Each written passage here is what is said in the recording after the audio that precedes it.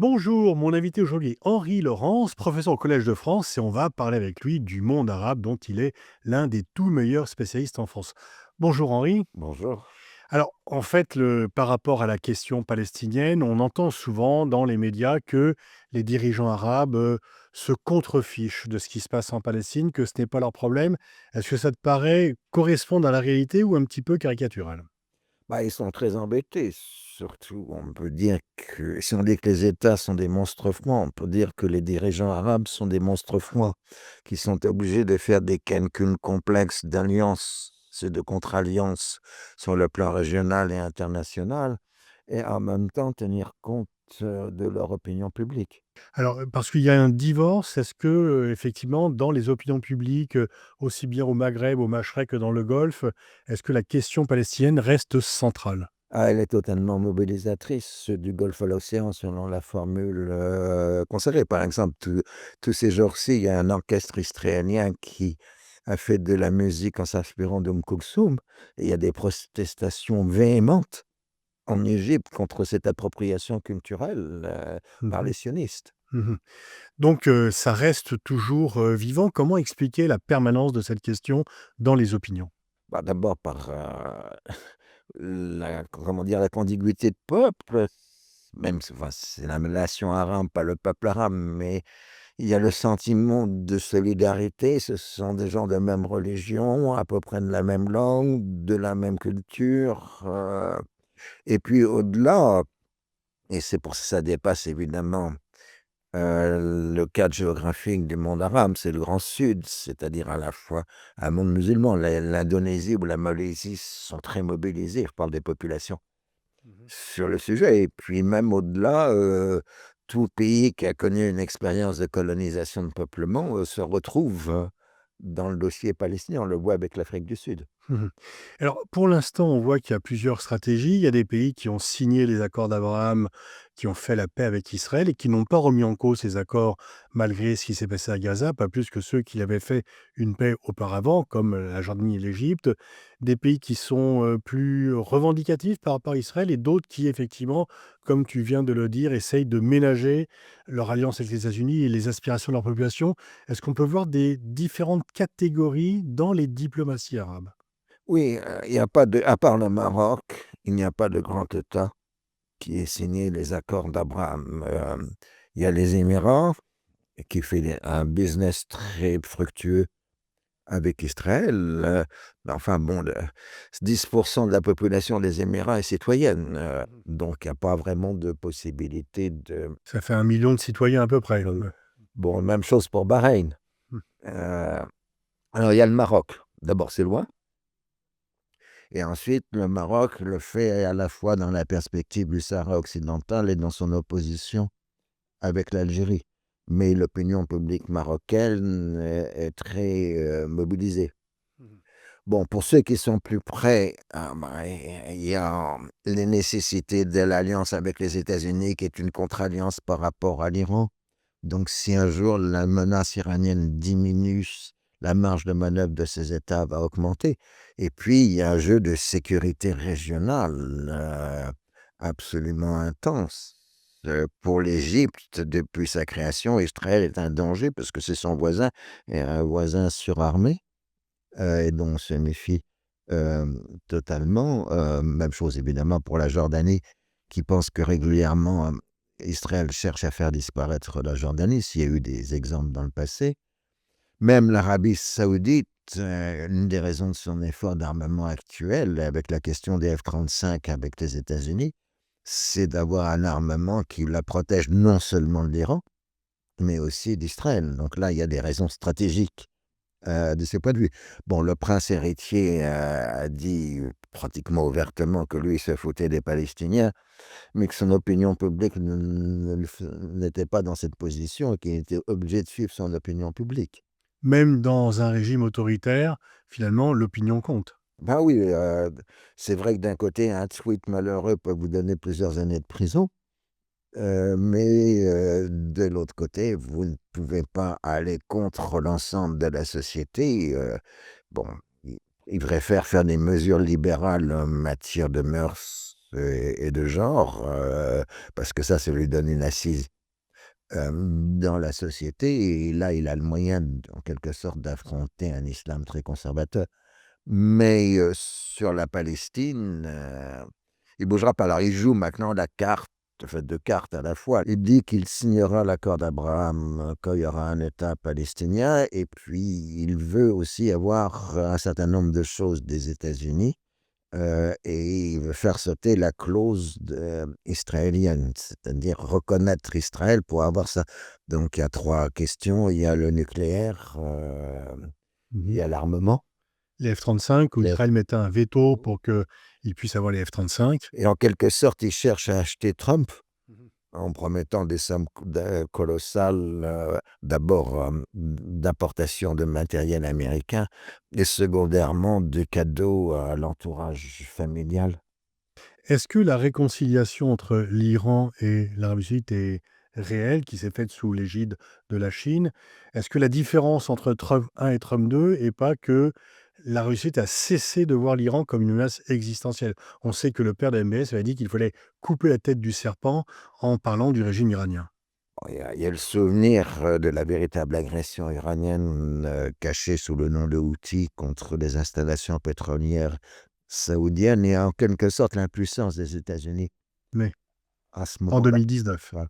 Mmh. Mais en dehors de cela, l'Iran est très affaibli, donc constitue de loin une menace beaucoup plus faible, qu'auparavant et puis l'Arabie saoudite ne veut pas se lancer dans une action militaire, son expérience de la guerre avec les Houthis a été catastrophique et elle n'est pas prête de recommencer. Mmh. Et donc elle aurait quand même du mal à résister à l'armée israélienne si elle avait du mal à être supérieure aux Houthis.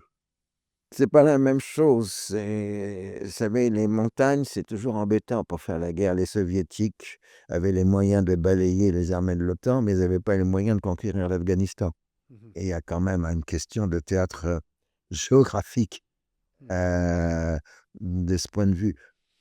Heu, bon, surtout qu'il n'y avait pas d'engagement au sol de l'armée saoudienne dans la guerre du Yémen, c'était essentiellement de l'aviation. Est-ce qu'il y a une réconciliation réelle entre les Saoudiens, les Émiratis, le Qatar? On sait qu'il y avait eu un blocus, mené, surtout par les Émiratis et la Russie contre le Qatar qui a été levé. Est-ce que et que ces pays ont protesté contre l'attaque israélienne sur le Qatar? Est-ce que ces pays sont vraiment réconciliés ou est-ce qu'ils restent un peu à se regarder de façon, méfiante? Bah, ils ont tou la politique, c'est d'abord de la méfiance, et donc c'est toujours le cas, dans la région. En tout cas, la réconciliation est officielle, la circulation des produits, des biens et des personnes a reprise et puis ça a coûté très cher aux uns et aux autres. Ils ont peut-être pas envie, de recommencer. La Tunisie se signale à la fois par, une, répression de plus en plus ouverte, de l'opposition et en même temps et aussi un engagement de plus en plus fort par rapport à la Palestine. Est-ce que le second n'est pas là pour faire oublier le premier? Probablement, mais de toute façon, la situation tunisienne est très mauvaise. Le pouvoir actuel, est en train non seulement de s'en prendre à l'opposition et il a une très mauvaise politique économique, mais il est en train de détruire des institutions de société civile qui fonctionnaient bien. Il y avait beaucoup d'ONG en Tunisie qui faisaient des vrais services à la population et le régime essaye de les étouffer. Mmh. Donc c'est pas génial du tout. Alors évidemment, ils peuvent brandir, l'étendard, palestinien. Et c'est vrai aussi que la Tunisie a eu dans l'histoire des relations compliquées avec le dossier, puisqu'à l'époque de Bourguiba, on avait dit qu'il était prêt, ce qui n'était pas exactement le cas, à faire la paix avec Israël. Et puis au contraire, ils ont été le siège de l'ONP pendant un certain nombre, d'années. Et encore un souvenir au Tunis du raid aérien sur Tunis, ce que les Israéliens avaient fait. Qui avait fait de nombreux morts tunisiens. Ah oui. Oui.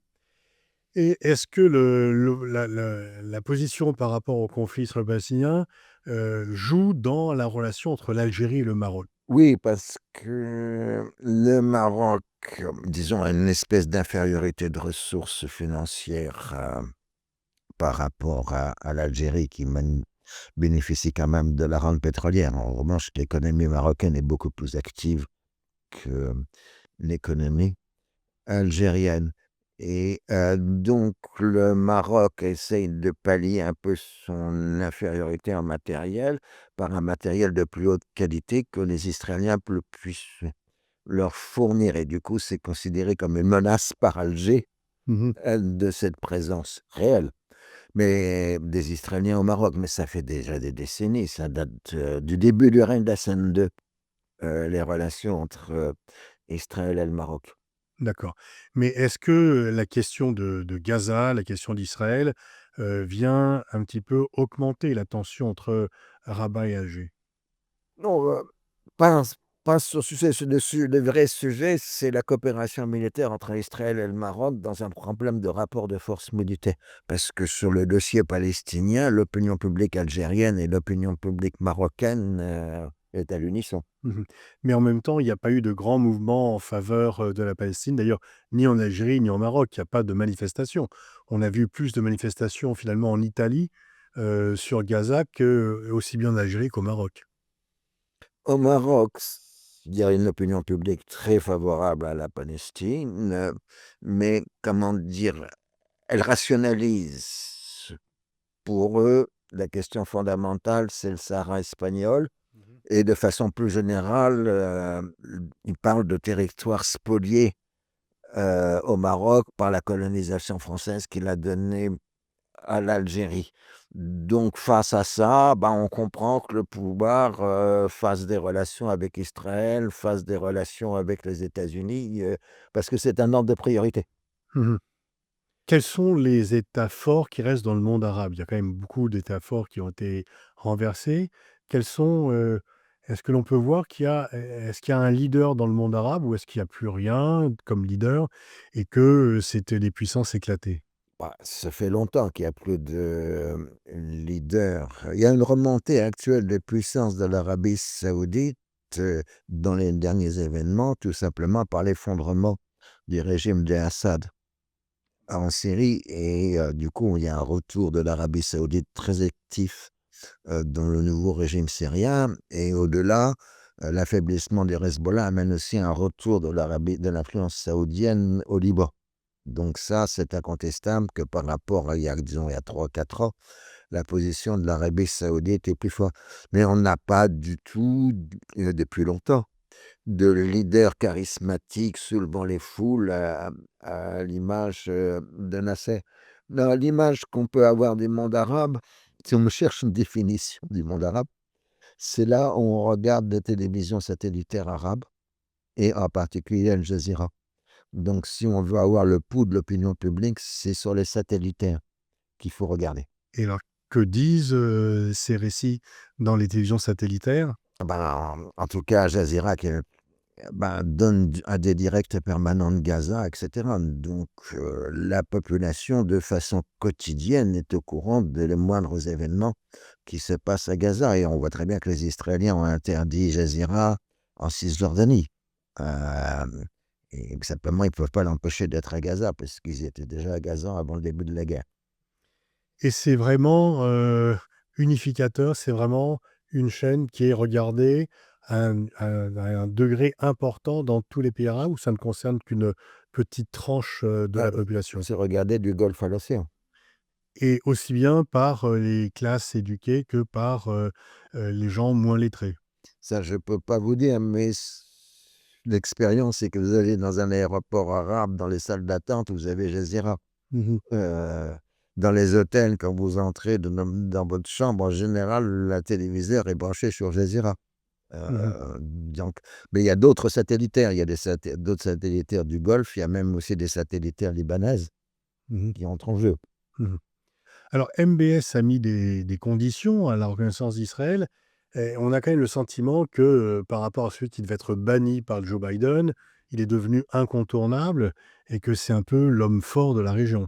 Bah, disons qu'il est rentré en grâce, et puis il a quand même Plus que cela, c'est que quand même il est non seulement entré en grâce, mais, on vient enfin on le reçoit, on vient le voir, il est quand même devenu est-ce qu'on peut dire que si on devait, par rapport à la question qui est le leadership dans le monde arabe, est-ce que c'est le leader le plus puissant du monde arabe aujourd'hui?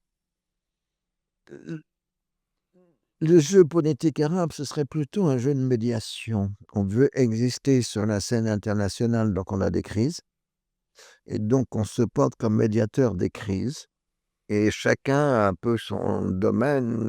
L'Arabie saoudite a fait par exemple des médiations heu, sur la Chine et cetera avec la Chine et cetera. Il y a Oman qui intervient régulièrement sur l'Iran et l'Afghanistan, le Qatar, et cetera. Il y a une volonté d'existence internationale qui apparaît, que le bon rôle qu'on peut se donner, ce serait plutôt celui de pompier, Mmh. plutôt que d'incendiaire. Mmh. Donc pour être des puissances de médiation. Oui. C'est vraiment une façon de se faire accepter, une façon d'être plus dans le soft power et de se dire: «Sur le plan militaire, on parviendra jamais à exister réellement, il faut trouver une autre voie». Ah ben, ils essayent aussi de continuer l'industrialisation. Ils reprennent, des du travail, enfin de créer une industrie militaire, et puis, dans le Golfe, ils misent beaucoup sur l'intelligence artificielle et cetera. Il y a vraiment, des labos scientifiques, enfin, ils mettent les moyens sur, l'informatique de demain. Il y a un pays qui est assez peu visible finalement en France, parce qu'on parle beaucoup de l'Arabie Saoudite, on parle beaucoup du Qatar, on parle assez peu des Émirats arabes unis, alors que, ils ont une position de plus en plus affirmée. Oui, alors eux, c'est curieux, ils essayent de se créer un espèce de mini-empire en mer Rouge, et dans la mer d'Arabie, c'est-à-dire au large, de la péninsule. Donc, par exemple, dans l'affaire yéménite, ils se sont emparés des îles Socotra, et cetera. Heu, Ils sont présents dans l'affaire soudanaise, et ils ont donc pratiquement des bases, sur la mer Rouge. Il y a une espèce de mini-empire, émirati qui est en train de se construire dans cette zone. C'est assez curieux. Mmh. Et beh, comment l'expliquer? Quels sont leurs poids réels? Bah, il expliquait, ils veulent tous exister, être, en quelque sorte connus Ouais. ou peser dans les décisions. On a la raison, une puissance financière. Mmh. Mais l'armée émirati est réputée d'être une bonne armée, enfin une armée de bonne qualité. Bon, elle n'a pas des effectifs énormes, donc elle aime pas On le ressent comme la nouvelle Sparte. oui, mais il y a une réalité militaire émirati, Mmh. ce qu'on ne pourrait pas dire pour, par exemple, pour le Bahreïn ou même le Qatar. Mmh. Et un pays dont on ne parle plus, qui a pourtant été au centre de, mouvements, géostratégiques spectaculaires, c'est le Koweït. Bah, le Koweït, on pourrait le définir comme une démocratie de rentier. Heu, c'est paradoxalement par le fait que le système koweïtien est relativement libéral avec une représentation des intérêts de la population strictement koweïtienne, hein, pas des étrangers. Évidemment, bah, les Koweïtiens, ils sont près de leur sceau et ils trouvent que les autres sont stupides de faire des musées, des expositions internationales, des coupes de football et cetera. Eux, ils veulent que l'argent rentre. Et donc, est-ce qu'ils ont, un poids réel ou est-ce qu'ils sont un peu coupés du reste, des autres pays du Golfe? Bah, ils sont toujours inquiets sur leur survie parce qu'ils ont été traumatisés par l'expérience de Mmh. 1990-91. Ils ont toujours une méfiance envers l'Irak et comme l'Irak est en train de se rétablir, ça les inquiète quand même. Ils ont aussi des mauvais souvenirs d'immixtion, iranienne, parce qu'il y a une population chiite, koweïtienne, donc ils sont d'une extrême prudence. Mais ils ne font pas du tout, parler d'eux, je veux dire, ils font pas un super musée, ils font pas un Louvre, et cetera. C'est d'abord l'argent qui va aux citoyens koweïtis, Mmh. c'est-à-dire la redistribution de la rente à la population. Et plus efficace. Ah bah, c'est ce que veut le peuple, dans Mmh. la mesure où là, le peuple est plus influent sur le pouvoir D'accord. qu'ailleurs. Et alors pour revenir, à Israël, Gaza, il y a eu un cessez-le-feu qui ne semble pas respecté. On a l'impression que du coup, on parle moins, que ce conflit devient, un peu oublié. On parle souvent des conflits oubliés et est-ce que, le cessez-le-feu n'est pas respecté, mais tout d'un coup, on ne parle plus de ce qui se passe, à Gaza, ni en Cisjordanie par ailleurs? Ni au Liban. Mmh. Bon, le Liban, c'est un peu plus compliqué parce que le pape arrive à un moment où les Israéliens menacent d'attaquer, donc ça peut faire quelques préoccupation. Non, le conflit demeure, simplement il devient routinier. Ça fait 2 ans et demi bientôt enfin un peu ou près 2 ans et quelques mois, qu'on parle de Gaza, des morts, des victimes, de la famine, et cetera. Donc on en reparle régulièrement. Mais on a des difficultés à voir parce que nos médias sont complètement éclatés. Je veux dire aujourd'hui, il y a des gens qui regardent des chaînes satellitaires d'information, il y a des gens qui regardent, les télévisions traditionnelles et puis il y a des gens qui ne le regardent ni l'un ni l'autre et qui s'informent sur les réseaux sociaux ou autre chose. On n'a plus cette image d'une information généraliste. Nos audiences d'information sont complètement divisées, séparées. Et je pense que quelqu'un qui regarde CNews n'a pas la même vision du monde que quelqu'un qui, je sais pas, regarde, des réseaux sociaux ou qui regarde, moi je passe mon temps à regarder la presse arabe et internationale sur le Moyen-Orient. J'ai une autre vision que ceux que donnent les 3 minutes quotidiennes Mmh. éventuelles sur une télévision généraliste. Mais on a quand même l'impression que, par rapport à une situation qui reste quand même, très explosive, est-ce qu'on n'est pas dans la même illusion qu'après les accords d'Abraham? Il y a eu un cessez-le-feu, les otages, israéliens ont été libérés, donc on n'en parle plus et surtout on s'en occupe plus. Le plan Trump en plusieurs, étapes, en fait, on a vraiment l'impression que la stratégie Netanyahou, c'est d'avoir accepté le plan pour mieux faire en sorte qu'il n'ait pas à le respecter. Oui, bon, de toute façon, c'est quelqu'un, comment dire? Monsieur Sarkozy avait rappelé que c'était un menteur, mais je crois que ça n'a pas changé. Hem, Depuis. Bon, heu, simplement, on voit pas de porte de sortie à long terme. Vous savez, la question fondamentale sur le conflit qui prend le nom aujourd'hui d'israélo-palestinien, c'est la différence entre gérer et régler. La plupart du temps, on dit qu'on va essayer de régler avec des plans de paix, des processus de paix, et cetera. Mais ce règlement qu'on avance, c'est un faux semblant. En fait, on essaye de gérer pour que ça fasse le moins de dégâts possible. D'abord sur place, mais surtout chez nous. Et donc comme on voit pas de solution de règlement à moyen terme, nous faisons tous, un peu de gestion du conflit. Est-ce que certaines personnes disent que en fait, la solution des 2 États, elle n'est tout simplement plus possible du fait du grignotage des territoires palestiniens, de l'hostilité que les différents dirigeants israéliens, y compris dans l'opposition, émettent à cet égard. Est-ce que l'on peut encore croire à cette solution des 2 États? C'est Raymond Aron aurait dit que c'était la seule solution raisonnable, mais est-ce que la politique est quelque chose de raisonnable? C'est un problème philosophique, fondamental, on ne peut voir à la limite que 3 options possibles pour l'avenir. La 1 c'est les 2 États ou la confédération, enfin, quelque chose qui pourrait être une gestion commune, raisonnable, équitable des ressources et de l'espace. C'était assez envisageable à la fin des années 90, on s'en éloigne de plus en plus, aujourd'hui. Mais c'est la seule solution de sortie pacifique. La seconde option et la plus radicale, c'est le génocide, de l'un ou de l'autre, c'est-à-dire l'anéantissement. Comme c'est un corps à corps, ça se terminerait par le fait que l'un des 2 du corps à corps, soit physiquement éliminé. Mais bon, est-ce que la communauté internationale peut accepter un génocide dans un sens ou dans un autre? Ça paraît tout à fait contestable. Et puis la troisième option, c'est l'apartheid, comme on la voit en Cisjordanie, mais il y a une montée de violence qui est absolument terrible, ces derniers temps, moi. Alors on peut partir sur des décennies, voire des siècles. Après tout, la question irlandaise, ça a commencé au XIIIe siècle. Elle n'est pas totalement réglée, Mmh.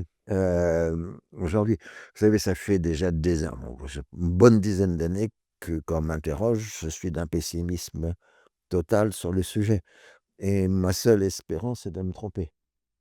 Merci Henri Laurence pour ce tour d'horizon sur le monde arabe, ses contradictions, ses forces et plutôt ses faiblesses, notamment par rapport à la question palestinienne.